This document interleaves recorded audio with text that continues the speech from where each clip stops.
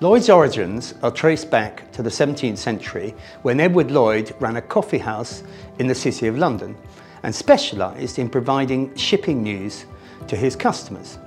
It became known as providing early forms of marine insurance for entrepreneurs and merchants seeking to protect their vessels and cargoes. In the 19th century, Lloyd's came to dominate the insurance of shipping thanks to its overseas network of Lloyd's agents, which also cemented its role as the centre of all marine intelligence. In times of war and conflict, the value of this information went far beyond policyholders, and the Royal Navy and the Admiralty both relied heavily on its accuracy. Lloyd's has evolved over time. It has been at the forefront of the innovation in the insurance industry, issuing its first motor policy in 1904, its first aviation policy in 1911, and the world's first satellite policies in 1965. Thanks to this innovation, adaptability and entrepreneurism, it has led the way with policies to cover emerging risks in energy business, professional liability, terrorism, cyber, and many other classes of business. Also, Lloyd's cemented its own special relationship with the United States by paying its losses from the 1906 San Francisco earthquake quickly and on time, unlike many others. Traditions set from Lloyd's early stages are still common today.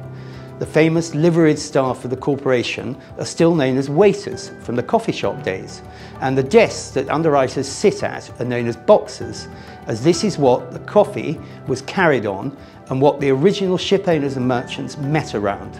Lloyd's has occupied a number of sites in its history, but the Lutine Belle has been a feature of all the buildings since 1859. La Lutine was a French frigate captured by the Royal Navy in 1793 during the Battle of Toulon and renamed HMS Lutine. In 1799, HMS Lutine was transporting gold and silver to Hamburg when it was sunk in a storm. Lloyd's underwriters insured the vessel and the cargo and paid the loss in full 2 weeks later, estimated at up to £1 billion, a considerable sum at that time. Divers later recovered Lutine's ship's bell, which under salvage rules was presented to Lloyd's. The bell now hangs in the rostrum in the centre of the ground floor of the underwriting room. For many years, the waiters rang the bell as a method of communicating shipping news to the market. 2 rings meant an overdue vessel had arrived in port safely. 1 ring meant a vessel was lost. Nowadays, due to a crack that has developed in the bell, it is only rung on special occasions such as Armistice Day or the birth of a member of the royal family, as well as for events like 9/11. In the 90s, Lloyd's strength and reputation was tested when substantial losses arose which triggered widespread litigation. Lloyd's underwent a transformation known as Reconstruction and Renewal, or R&R, which transferred the collective old year liabilities to a new company called Equitas.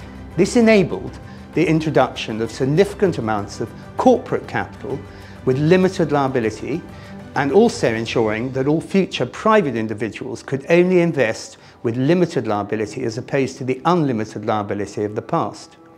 Thanks to maintaining its adaptability and innovation throughout its history, Lloyd's has a highly regarded brand name known across the globe and is placed at the forefront of the specialist insurance and reinsurance business. To this day, Lloyd's insurers have never failed to pay a valid claim. Thank you very much for listening, and we hope this has given you a brief insight into the history of Lloyd's.